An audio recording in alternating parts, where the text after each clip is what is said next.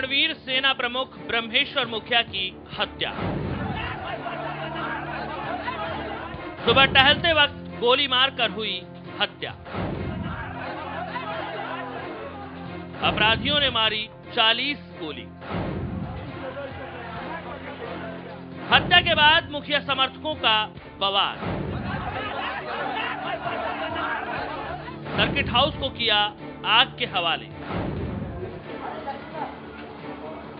मुखिया समर्थकों ने कई गाड़ियों को फूका। वीडियो दफ्तर और रेलवे स्टेशन में हुई जमकर तोड़फोड़। सीआरपीएफ और बीएमपी जवानों की हुई तैनाती। ये तस्वीरें रणवीर सेना प्रमुख ब्रह्मेश्वर मुखिया की हत्या के बाद की हैं। हत्या के बाद पहुंची पुलिस पर पथराव करने से बवाल की जो आग भड़की, उस आग ने देखते ही देखते पूरे शहर को अपने आगोश में ले लिया। बंद समर्थकों ने सर्किट हाउस को आग के हवाले कर दिया और कई गाड़ियों को फूंक दिया। बंद समर्थकों का गुस्सा रेलवे स्टेशन पर भी फूटा। रेलवे स्टेशन में घुसकर लोगों ने जमकर तोड़फोड़ की। सुबह 4 बजे रोज की तरह ब्रह्मेश्वर मुखिया टहलने निकले थे। इसी दौरान पूरा इलाका गोलियों की तड़तड़ाहट से गूंज उठा। बाइक पर सवार 2 अपराधियों ने ब्रह्मेश्वर मुखिया को गोलियों से भून डाला। ब्रह्मेश्वर मुखिया के शरीर में एक तो नहीं बल्कि 40 गोलियां दागी गई। मौके पर ही मुखिया ने दम तोड़ दिया। ब्रह्मेश्वर मुखिया की हत्या की खबर देखते ही देखते पूरे शहर में आग की तरह फैली और इसके बाद जो बवाल की आग भड़की वो आपके सामने है। लोकल पुलिस के बूते हालात संभालना मुश्किल हो गया। बवाल की धमक राजधानी पटना तक सुनाई दी।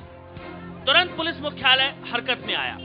आरा के लिए करीब 900 सशस्त्र सुरक्षा बलों को रवाना किया गया, जिसमें सीआरपीएफ और बीएमपी की टुकड़ियां शामिल हैं। साथ ही वहां जोनल आईजी और डीआईजी कैंप भी कर रहे हैं। देखिए, हम लोगों ने यहाँ से आरा के लिए हम लोगों ने रवाना कर दिया 900 करीब सशस्त्र बल और लाठी बल मिला करके। रोहतास से, बक्सर से, पटना जिला से जो भी एंटी राइट कंपनीज है वो प्रस्थान कर चुकी हैं।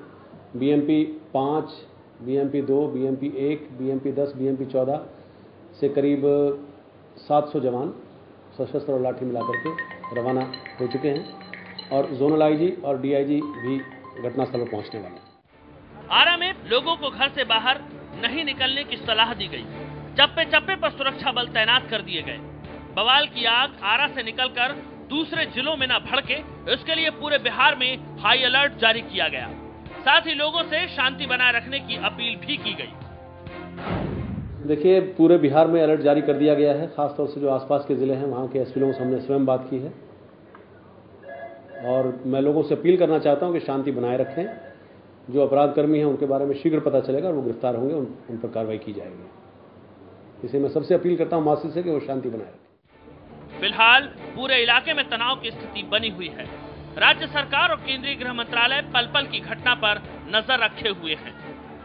बिहार पुलिस के डीजीपी अभ्यानंद मुखिया के परिजनों को सांत्वना देने आरा में ब्रह्मेश्वर मुखिया के घर पहुंचे हैं। आरा से मनीष के साथ सुनील पांडे, महुआ न्यूज, पटना। जी हाँ, तो इस हत्या के बाद पूरे शहर में जबरदस्त तनाव है और अभी भी वो माहौल कमोबेश बरकरार है। हालांकि स्थिति नियंत्रण में है, जैसा कि हमारे रिपोर्टर वहां से बता रहे हैं। और ब्रह्मेश्वर सिंह मुखिया के शव का पोस्टमार्टम किया जा चुका है और अब ऐसा कहा जा रहा है कि आज उन्हें अंतिम दर्शन के लिए उनके शव को वहीं रखा जाएगा। उनके कपिरा में जो उनका आवास है वहीं रखा जाएगा और कल उनके गांव के लिए रवाना किया जाएगा। हमारे साथ न्यूज रूम से हमारे एक और मेहमान जुड़ रहे हैं। अनिल कुमार सिन्हा है, वरिष्ठ पत्रकार हैं।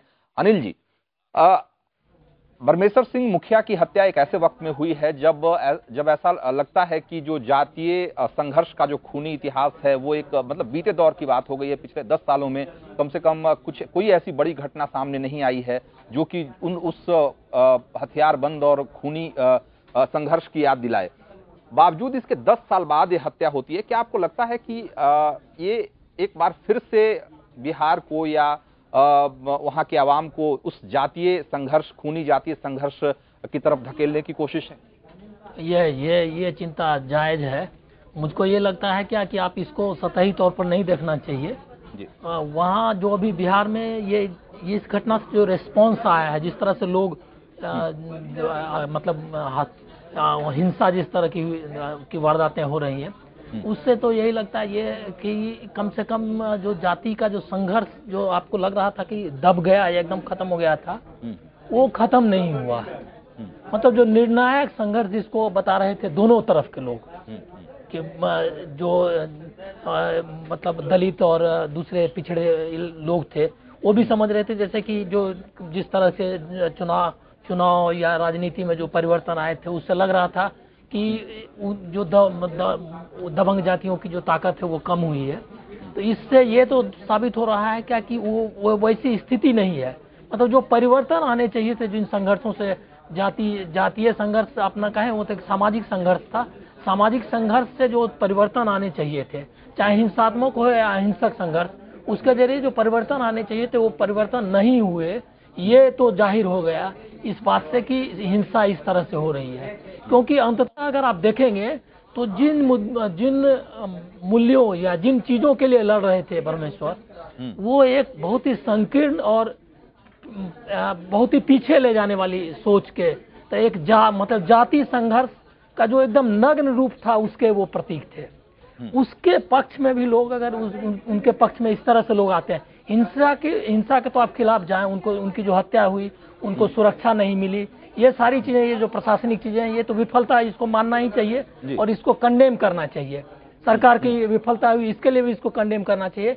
लेकिन परमेश्वर मुखिया जिस चीज का प्रतीक थे, जिसके लिए वो जाने जाते थे, उसके पक्ष में इतने लोग अगर रोड पे आ रहे हैं, इसका अर्थ है कि वो जो सोच है, वो सोच अभी बरकरार है, वो बरकरार है। और इसलिए उसको आंख में आंख डालकर अहिंसा की या जो भी इन चीजों के खिलाफ संघर्ष चाहते हैं, जो जाति को खत्म करना चाहते हैं और एक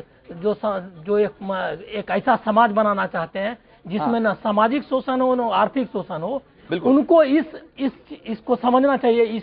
बिल्कुल अनिल जी, आपने एक बड़ी बात कही है कि जिस चीज के प्रतीक थे वो कहीं ना कहीं वो सोच अभी जिंदा है। बड़ी बात आपने कही है, इस पर हम चर्चा जरूर करेंगे, लेकिन एक छोटा सा ब्रेक लेते हैं। ब्रेक के बाद लौटेंगे तो इस बात पर बहस करेंगे कि क्या ब्रह्मेश्वर मुखिया जिस जातीय संघर्ष के, जैसा कि उन्होंने अनिल जी ने कहा कि जातीय संघर्ष के खूनी जातीय संघर्ष के प्रतीक थे, वो सोच अभी भी जिंदा है और यही वजह है कि इस तरह की प्रतिक्रिया दिखाई दे रही है। लेकिन क्या ब्रह्मेश्वर सिर्फ एक खूनी जातीय संघर्ष के प्रतीक थे या इसके कुछ और भी दूसरे मायने हो सकते हैं, कुछ और दूसरे आयाम हैं? इस बारे में हम चर्चा करेंगे। अवधेश जी को हम इस चर्चा में जोड़ेंगे, लेकिन अभी लेते हैं छोटा सा ब्रेक।